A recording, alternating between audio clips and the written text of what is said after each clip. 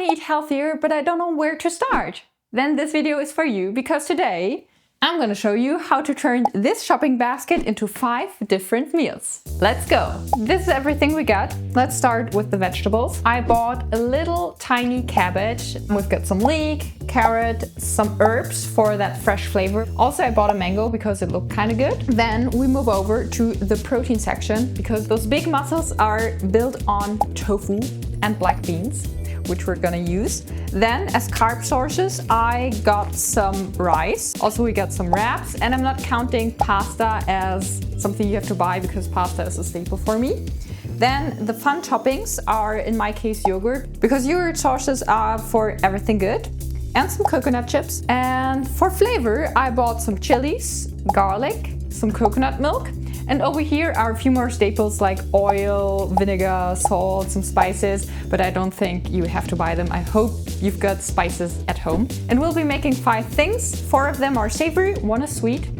And let's jump right into it. The first recipe is a really quick one. We're making crispy black bean tacos with a cilantro yogurt sauce. Okay, when that's done, you need a pan and heat it up with some oil. By the way, all recipes are about 2 to 3 servings, so not too much, but not too little.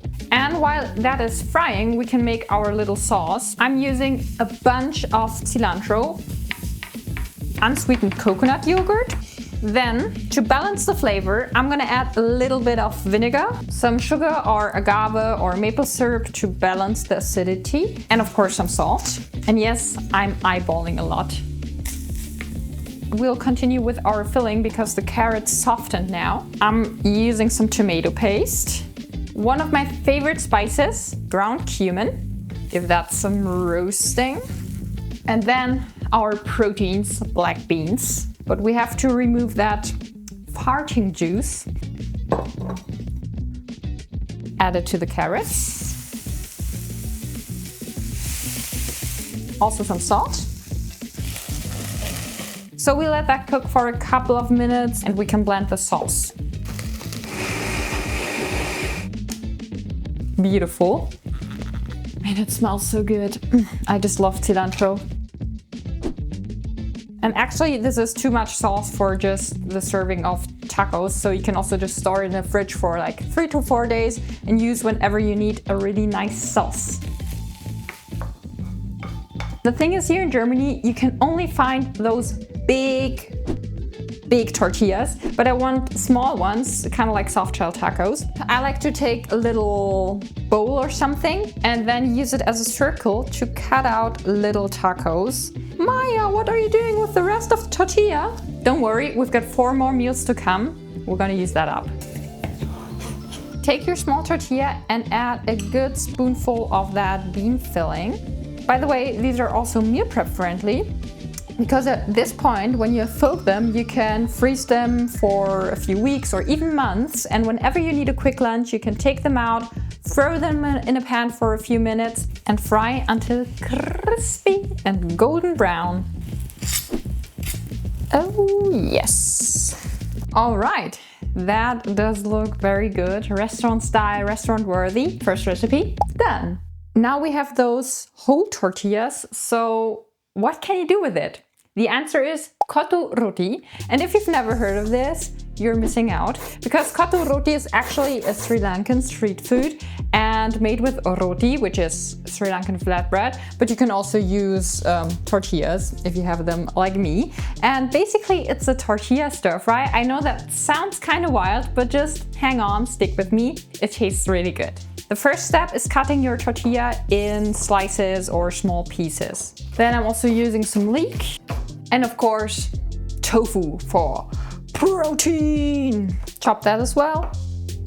All right, heat up a pan with some oil. First add tofu and leek and give that some real heat. Meanwhile, grab a bowl and take some coconut milk, 1 good tablespoon, your favorite curry powder, again a splash of vinegar for acidity, and something sweet. Mix that well. And that is our curry sauce. 100% unauthentic, but it tastes good. Whoa, whoa, whoa, whoa. I gotta switch to a bigger pan. Once you see that the leek starts to soften, it's time to throw in the tortilla. And what they do in Sri Lanka is they kind of chop it in the pan, and at this point you can reduce the heat a little bit and add the sauce. Woo! And just like that, we're done. I told you this is a very, very quick one, and I like making that as lunch for myself. Don't judge this dish before you have tried it. And by the way, if you haven't subscribed yet, you better do so right now. We have all this coconut milk left from our kottu roti, so what are we gonna do with it? Rice pudding, coconut, mango sticky rice style. It's very simple. Just take some short grain rice, then chia seeds. And this is optional, but you can also add some vanilla protein powder. You can mix that already. And then I need my scale because we need 300 milliliters of liquid. So I'm gonna go half coconut milk, half water. It fits perfectly in here, yes. And because it's mango sticky rice style, I will also add a pinch of salt because that enhances all the flavors. Now I'm gonna carefully stir that around. Perfect. And this is gonna go in the oven now. And because I like coconut chips, I will add for the first 10 minutes some on the tray to roast them. It smells like a coconut vanilla dream in here. And while this was in the oven, I already prepped my toppings. I cut up some mango, we got some coconut yogurt and our toasted coconut flakes. This looks so beautiful! In German we say, das Auge ist mit, and it definitely does. I would say this is mango sticky rice breakfast edition, and this is our sweet recipe done. Recipe number 4 is to use up the tofu we have left, and we're making pad kra pao or pad kra tofu, and it's inspired by a Thai stir fry. Usually it's made with meat, but we're using tofu instead. And the flavor base here builds garlic and chili. So first you want to get a few pieces of garlic and some chili. If you like it very spicy, use more. If you don't want it so spicy, use less. And then finely chop. It should be almost like a paste at the end. So now you can take the tofu and tear it into small chunks. And the chunks really don't have to be big. The smaller the better actually, because then there's more space for the sauce to go everywhere. Tofu is torn apart, and as this should be a full meal at the end, I'm already cooking some rice over here, and I bought this small head of cabbage, and half of it I'm gonna use to make a fusion slaw. Therefore, finely slice it. Really as thin as you can. Add that to another bowl. And then you remember the sauce we made for the tacos. And then for optimal flavor, I recommend you massaging it, but I cut my thumb this morning when I made apples for breakfast, so I'm only gonna use my right hand now. This breaks down the fibers of the cabbage and makes it more tender and also easily digestible. Otherwise, you might have some trouble. Now toss the tofu with a little bit of flour or cornstarch. This will form a nice outside. Salt. And then heat up some oil in a pan. First, saute the chili garlic mix for a bit. Don't inhale it. Oh. And then add the tofu. And just give that some time on each side to really get some color. You can use the time to harvest some basil. All right, final flavor is going in with some soy sauce. I'm mixing dark soy sauce and light soy sauce. 1 teaspoon sugar and our untie basil. And we can serve. This looks like a 10 out of 10 and it smells like a 20 out of 10. And by the way, it's also great as meal prep because you can keep the prepped tofu and cabbage in the fridge for days. So I love this dish, and let's move on to the last recipe. Now, this is all that is left from our shopping basket. Half a cabbage, some garlic, that's it. So we'll turn that into a delicious caramelized cabbage pasta. And the recipe is very straightforward. Start by chopping your cabbage, some oil, If you like some garlic, as our oil is very hot now, you can add everything right into it, but not too much all at once because we want the cabbage to caramelize in the oil.